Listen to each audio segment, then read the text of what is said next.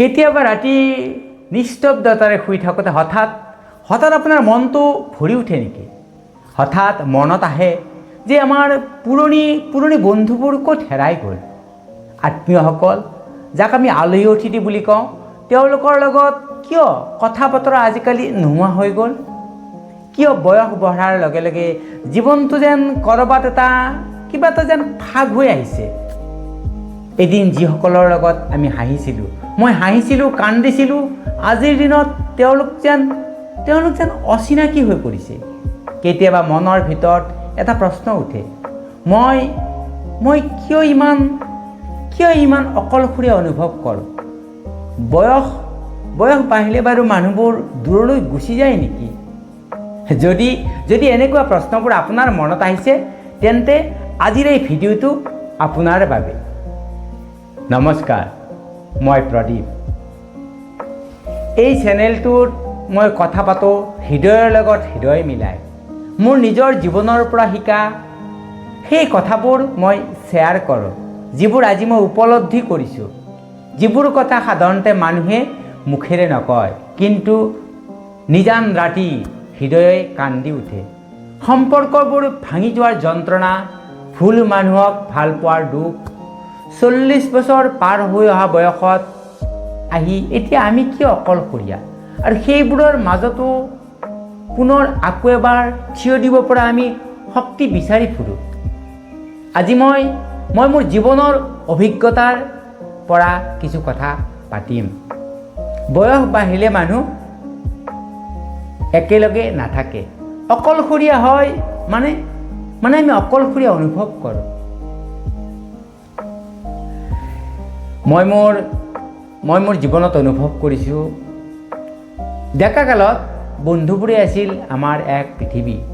School কলেজত একেলগে হাঁহি, একেলগে সপোন দেখা, একেলগে ভৱিষ্যতৰ কথা পতা। কিন্তু যেতিয়া 30 বছৰ 40 বছৰ পাৰ হোৱাৰ লগে লগে জীৱনত দায়িত্ব নামৰ এটা শব্দ আহি পৰে। দায়িত্ববোৰ হ'ল চাকৰিৰ দায়িত্ব, সংসাৰৰ দায়িত্ব, সন্তানৰ দায়িত্ব, EMIৰ দায়িত্ব, ভৱিষ্যতৰ চিন্তা। মই নিজে লক্ষ্য কৰিছোঁ, বন্ধুবোৰ যেন আঁতৰি যোৱা নাই। মই নিজেই হয়তো তেওঁলোকক সময় দিব নোৱাৰা হৈ পৰিলোঁ। এজন অতি ঘনিষ্ঠ বন্ধু আছিল মোৰ। এসময়ত দিনে ৰাতিয়ে কথা পাতিছিলোঁ। আজিৰ দিনত মাহে এবাৰ ফোন কৰিলেও যেন এক বিশেষ আনন্দ লাগে, এক বিশেষ ফূৰ্তি লাগে।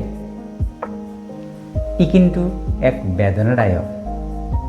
কিন্তু মই বুজিলোঁ, বয়স বাঢ়িলে বন্ধুৰ সংখ্যা কমে, কিন্তু সেই বন্ধুবোৰৰ মাজত কিন্তু গভীৰতা বাঢ়ে।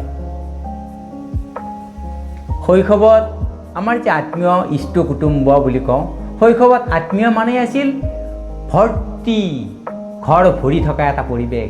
উৎসৱৰ হাঁহি, কিবা এটা অনুষ্ঠান পাতিলে সকলোৱে ঘৰ ভৰ্তি হৈছিল। একেলগে খোৱা, একেলগে কান্দা, একেলগে হাঁহা, একেলগে কাজিয়া কৰা। কিন্তু বয়স বাঢ়িলে আমি নিজৰ সংসাৰ গঢ়ো, নিজৰ তিৰোতা, সন্তান আৰু নিজৰ দায়িত্ব। এইবোৰৰ মাজতে আত্মীয়ৰ লগত কথা লাহে লাহে কমি যায়। তাৰ ওপৰত আকৌ চাকৰিৰ বাবে গাঁও এৰি যোৱা বা অন্য ঠাইত থাকি চাকৰি কৰিব লগা হোৱা, এনেকুৱা ধৰণৰ কথাবোৰ আছে। মোৰ মনত বহুবাৰ প্ৰশ্ন উঠিছিল, আমি এই সম্পৰ্কবোৰক কিয় এনেকৈ শিথিল হৈ যায়? কিয় আমাৰ সম্পৰ্কবোৰ লাহে লাহে নোহোৱা হৈ যায়? পাছত মই বুজিলোঁ, এই সম্পৰ্কবোৰ ভাঙি যোৱা নহয়, এই সম্পৰ্কৰ এটা ৰূপ সলাইছে। আজিৰ দিনত ভাই ভনীৰ আত্মীয়ৰ সম্পৰ্ক কম দেখা হয়, কিন্তু ভাইৰ পুত্ৰই হওক বা পুত্ৰীয়ে হওক, ভনীৰ ল'ৰা ছোৱালী মানে ভাগিনৰ লগতে নতুন সম্পৰ্কবোৰ গঢ়ি উঠে। এই সম্পৰ্কবোৰ কেতিয়াও শেষ নহয়, ই এক পৰিৱৰ্তন হয়, এইবোৰ বদলি যায়, এইবোৰ সলনি হয়। বয়স বাঢ়িলে মানুহ বাহিৰৰ পৰা কম আৰু ভিতৰৰ পৰা বেছিকৈ সলনি হয়। মই নিজেই এই সময়ত নিজকে প্ৰশ্ন কৰোঁ, মই সুখীনে? জীৱনত কিবা বাট পৰি গ'ল নেকি? এয়াই হৈছে মধ্য জীৱনৰ সংকট। মোৰ এই বয়সত যিটো মই উপস্থিত হৈছোঁ সেইটোৱে এটা সংকট।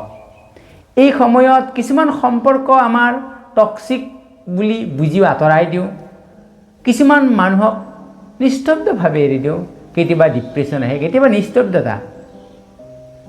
ভাৰতত বা অসমত অকলে মই এই 40 বছৰ পাৰ হোৱা বহু মানুহ আছে। এই মানুহবোৰে নীৰৱে অকলেই যুঁজি আছে। কিন্তু মই শিকিলোঁ, মোৰ এই অকলশৰীয়াই মোৰ শেষ কথা নহয়। মই সকলো শেষ বুলি নাভাবোঁ। ই নিজক নতুনকৈ চিনাৰ সুযোগ দিয়ে। এই যে অকলশৰীয়া অনুভৱ কৰিছোঁ, ই এটা নিজকে চিনাৰ সুযোগ দিয়ে। আজিৰ যুগত ফেচবুকত হাজাৰ বন্ধু, হাজাৰ বান্ধৱী, হোৱাটছআপত দৈনিক মেছেজ আহে, কিন্তু মনৰ গভীৰ কথা পাতিবলৈ, মনৰ গভীৰ কথা শুনাবলৈ ওচৰত কোনো এজনো নাই। ডিজিটেল সংযোগে আমাৰ সংখ্যা বঢ়ালে, কিন্তু আমাৰ হৃদয়ৰ যিটো দূৰত্ব সেইটো কিন্তু বহুত বঢ়ালে, বহুত বেছি। সফলতাৰ দৌৰত আমি অনুভৱ নকৰাকৈ অজানিতেই মানুহৰ পৰা আমি দূৰত গৈছোঁ, বহু দূৰত। এই অকলশৰীয়া অকল আপোনাৰ নহয়, ই আমাৰ সকলোৰে কাহিনী। আমাৰ এই অকলশৰীয়াবোৰৰ 40 বছৰ পাৰ হোৱাৰ পিছত আমাৰ সকলোৰে আকৌ এটা গল্প। এতিয়া কথা কেৱল দুখতে শেষ নকৰোঁ, মই মোৰ জীৱনত ফ'ল' কৰোঁ। এই যে দুখবোৰ আহিছে, এইবোৰ আমি কেনেকৈ শক্তিশালী ৰূপত আমি আগবঢ়াই যাব পাৰোঁ। প্ৰতিমাহে এজন পুৰণি বন্ধুক মই ফোন কৰা আৰম্ভ কৰিছোঁ, আৰু আপুনিও ফোন কৰা আৰম্ভ কৰি দিয়ক আৰু সোধক কেনেকৈ আছে, ভালনে খবৰ? এইটোৱেই বহুত। নতুন বন্ধু কৰক, খোজ কাঢ়িবলৈ যোৱা নতুন বন্ধু কৰক, কিতাপ পঢ়িবলৈ আৰম্ভ কৰক, কালচাৰেল যিবিলাক গ্ৰুপ আছে সেইবোৰত এইবোৰত যোৱাত কেতিয়াও কোনো বয়সৰ বাধা হ'ব নোৱাৰে। আপুনি সুখ অনুভৱ কৰিব, অকলশৰীয়া অনুভৱ কৰাটো নোহোৱা হৈ যাব। আত্মীয়ৰ লগত হৃদয়ৰ কথা পাতক, কিন্তু ফৰ্মেল কথা নহয়, কেনে আছে নহয়, ফৰ্মেল নিজৰ কথা পাতক।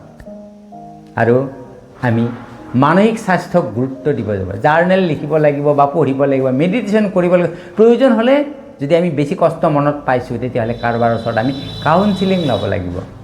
আৰু আমি ভৱিষ্যতে আমাৰ এই 40 বছৰ বয়সৰ পিছত আমি কি কৰিম, ভৱিষ্যতৰ এতিয়াও আমি সপোন দেখিম, এখন ছবি আঁকিম, ভৱিষ্যতে আমি কি কৰিম, এইখিনি কথা ভাবি আগবাঢ়ি যোৱাৰ পিছত এবছৰ পিছত আপুনি কেনেকুৱা হৈছে আপুনি অনুভৱ কৰিব, আৰু তেতিয়া লিখিব, হয় মই মোৰ জীৱনৰ পৰা এটা কথাই শিকিলোঁ, বয়স বাঢ়িলে মানেই মানুহ অকলশৰীয়া নহয়, জীৱন শেষ নহয়, ই এটা নতুন অধ্যায় আৰম্ভ কৰে, য'ত আপুনি নিজক নতুনকৈ গঢ়িব পাৰিব, সম্পৰ্কবোৰৰ নতুন ৰূপত জীয়াই তুলিব পাৰিব।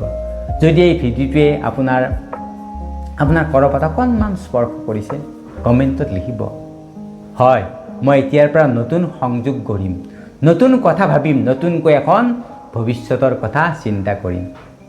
ছাবস্ক্ৰাইব কৰি লগত ৰাখিব, কাৰণ এই চেনেলটোত মই আপোনাৰ হৃদয়ৰ প্ৰত্যেকটো নিস্তব্ধ প্ৰশ্নৰ উত্তৰ দিবলৈ চেষ্টা কৰিম। নমস্কাৰ।